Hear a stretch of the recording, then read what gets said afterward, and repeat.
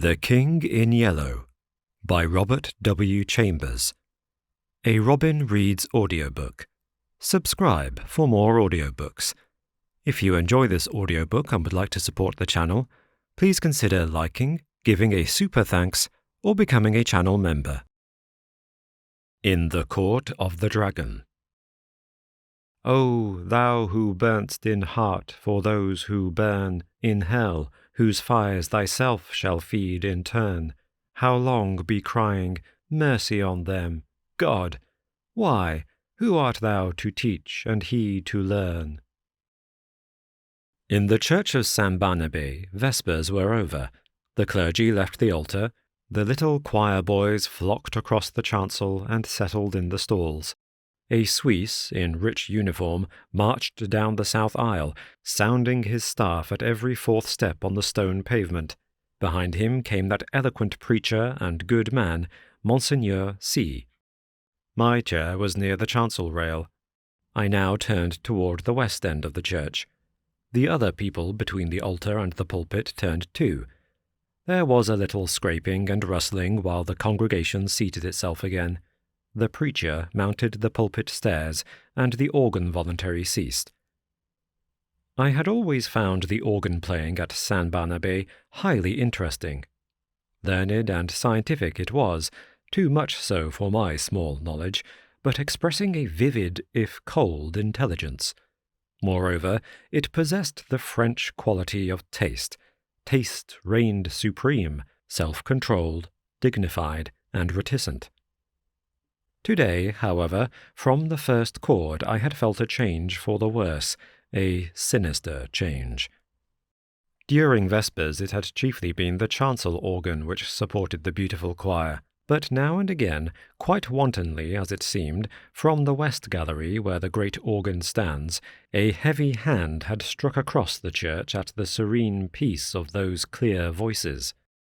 It was something more than harsh and dissonant, and it betrayed no lack of skill.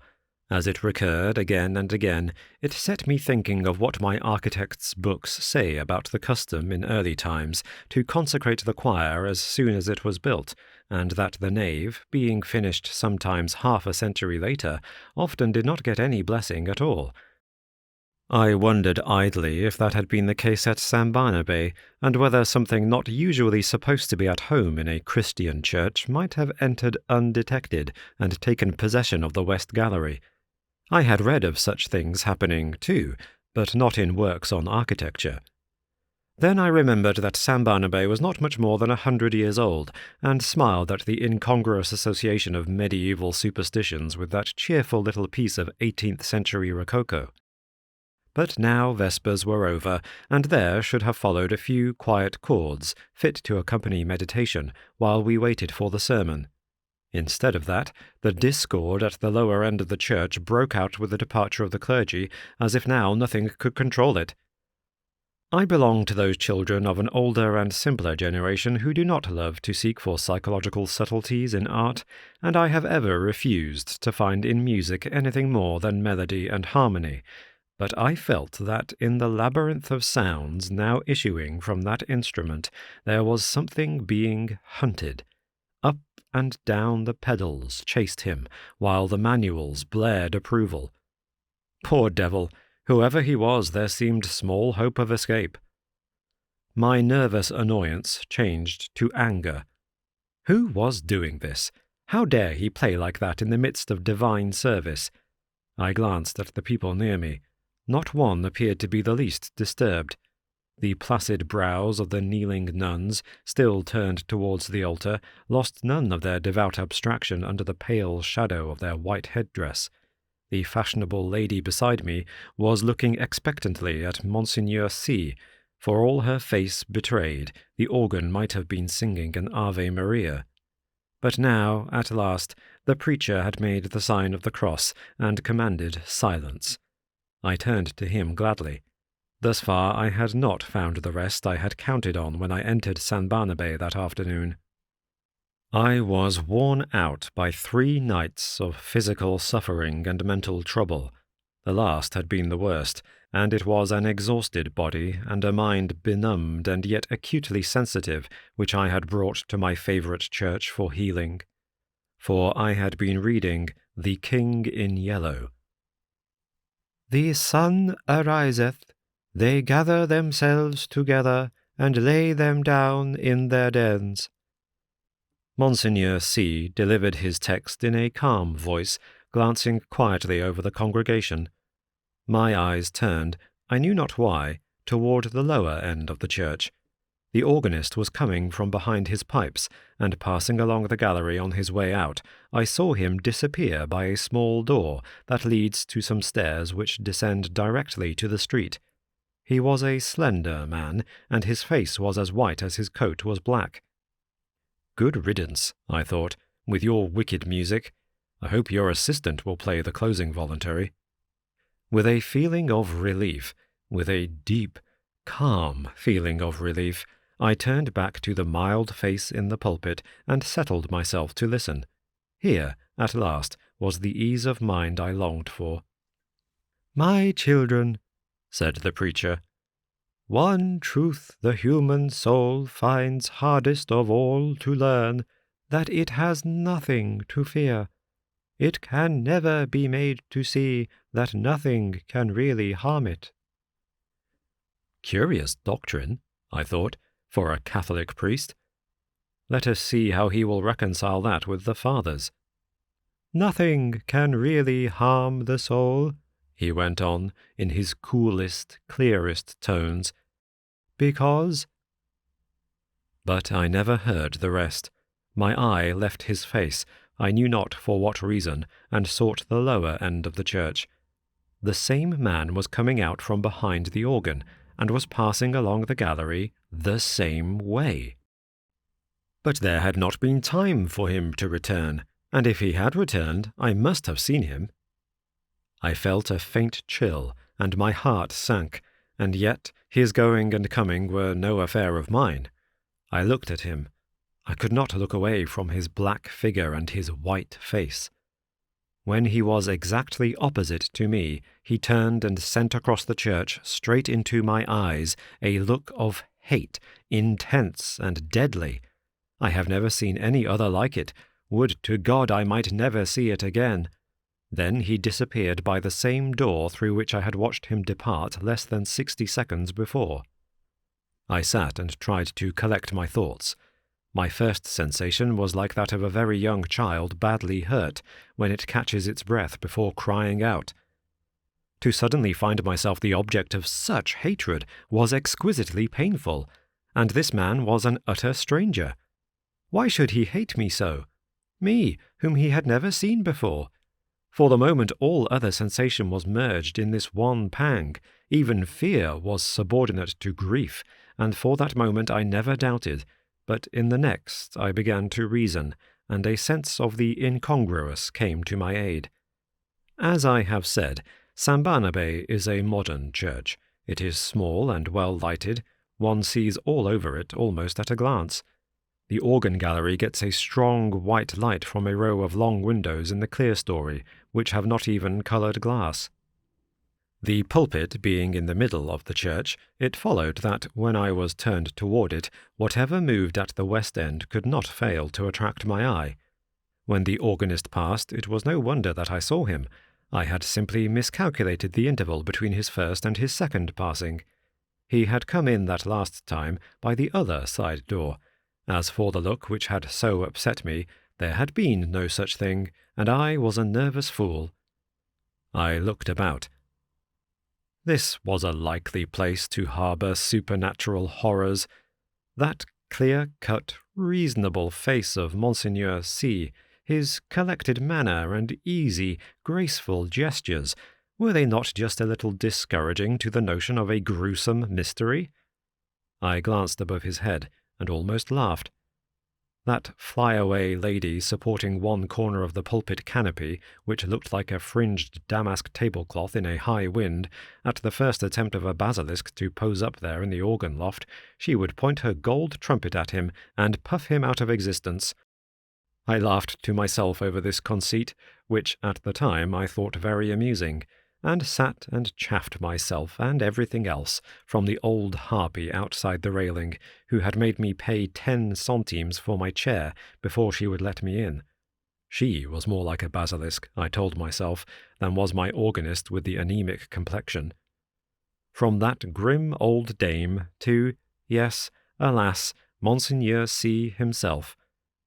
For all devoutness had fled.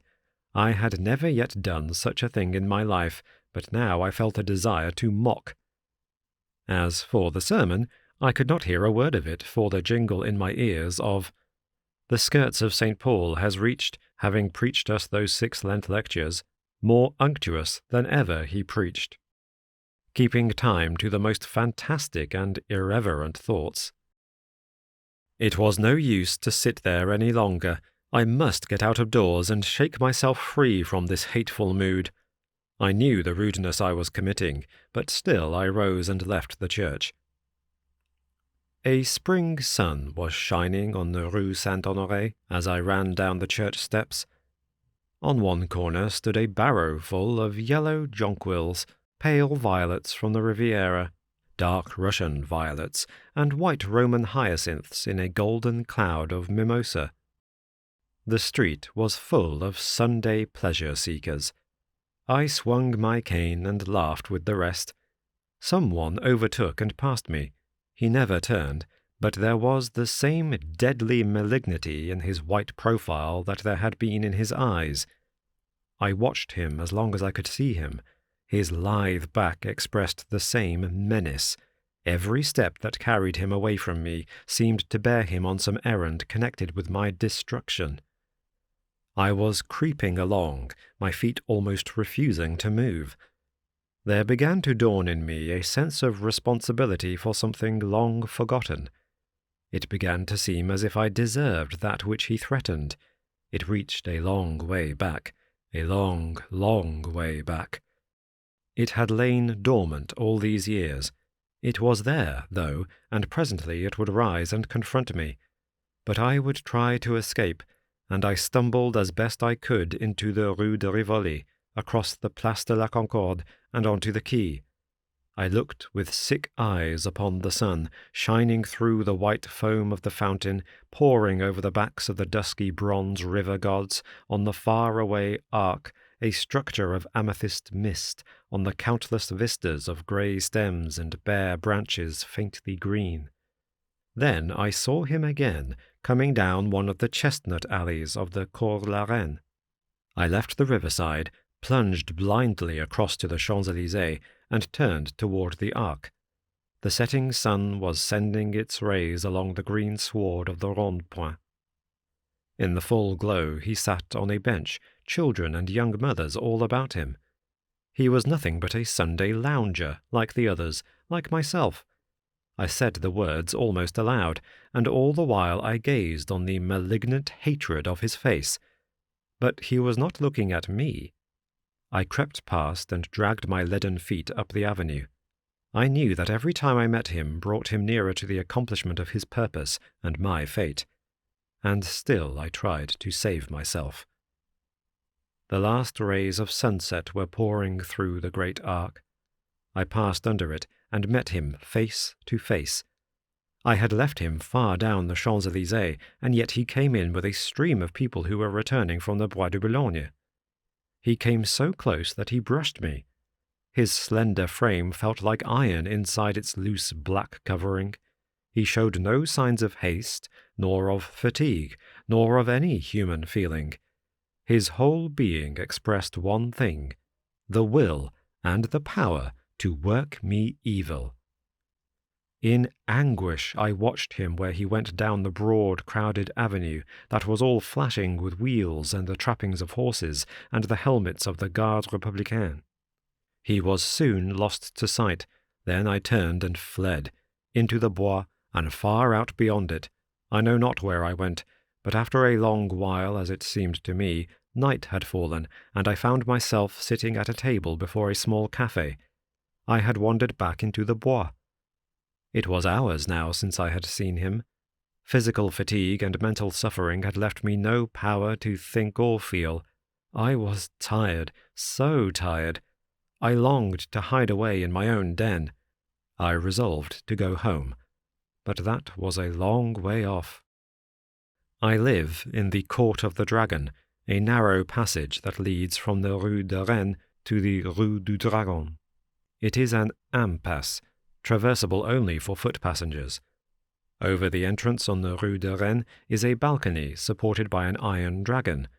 Within the court, tall old houses rise on either side and close the ends that give on the two streets. Huge gates, swung back during the day into the walls of the deep archways, close this court after midnight, and one must enter then by ringing at certain small doors on the side. The sunken pavement collects unsavoury pools.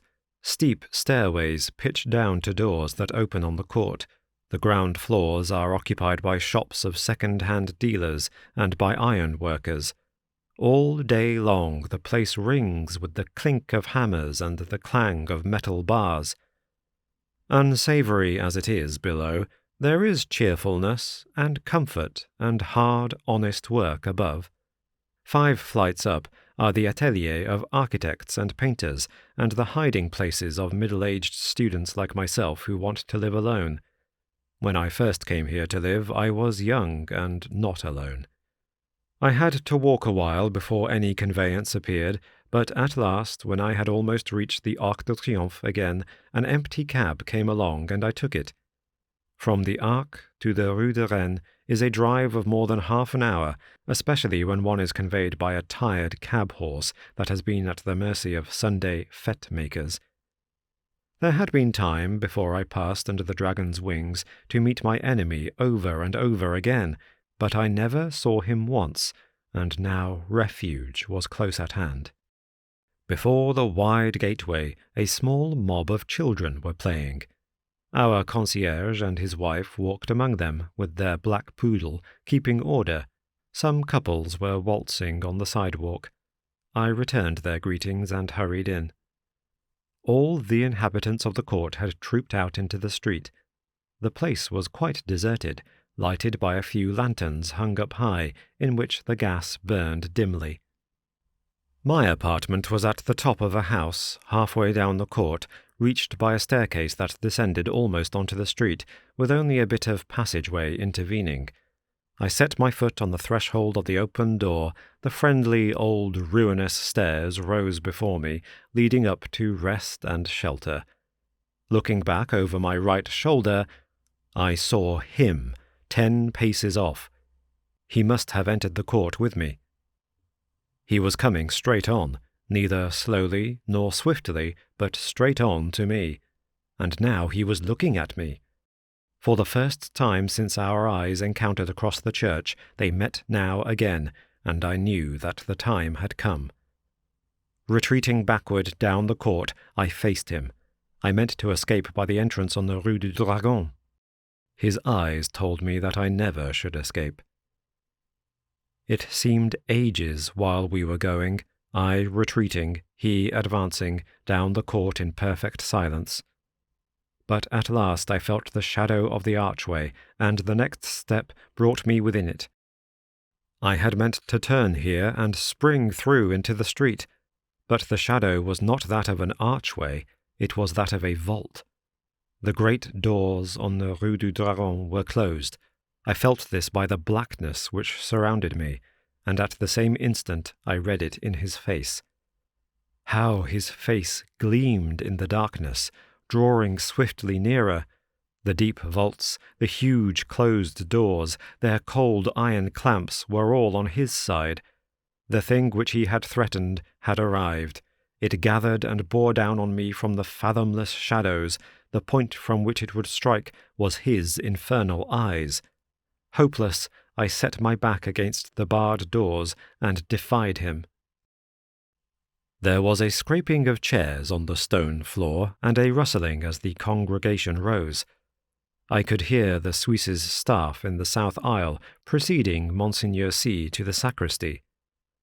The kneeling nuns, roused from their devout abstraction, made their reverence and went away. The fashionable lady, my neighbour, rose also, with graceful reserve, As she departed, her glance just flitted over my face in disapproval.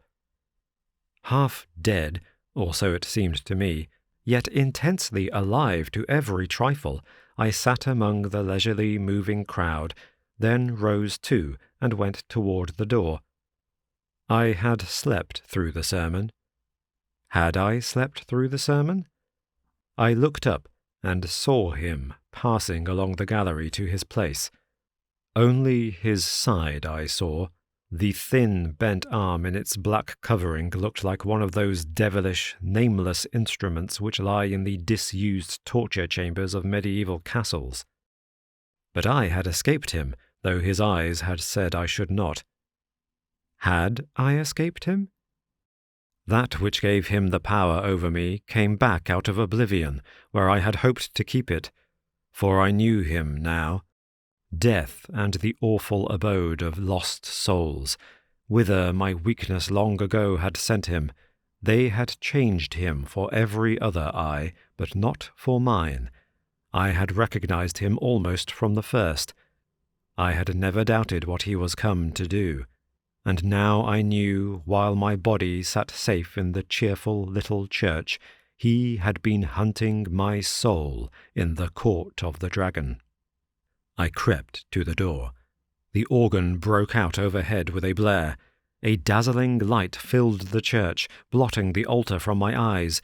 The people faded away. The arches, the vaulted roof vanished. I raised my seared eyes to the fathomless glare, and I saw the black stars hanging in the heavens, and the wet winds from the lake of Hali chilled my face. And now, far away, over leagues of tossing cloud waves, I saw the moon dripping with spray, and beyond, the towers of Carcosa rose behind the moon. Death and the awful abode of lost souls, whither my weakness long ago had sent him, had changed him for every other eye but mine. And now I heard his voice, rising, swelling, thundering through the flaring light, and as I fell, the radiance increasing, poured over me in waves of flame. Then I sank into the depths, and I heard the King in Yellow whispering to my soul, "It is a fearful thing to fall into the hands of the living God." Thank you for listening to Robin Reads Audiobooks. Subscribe for more audiobooks.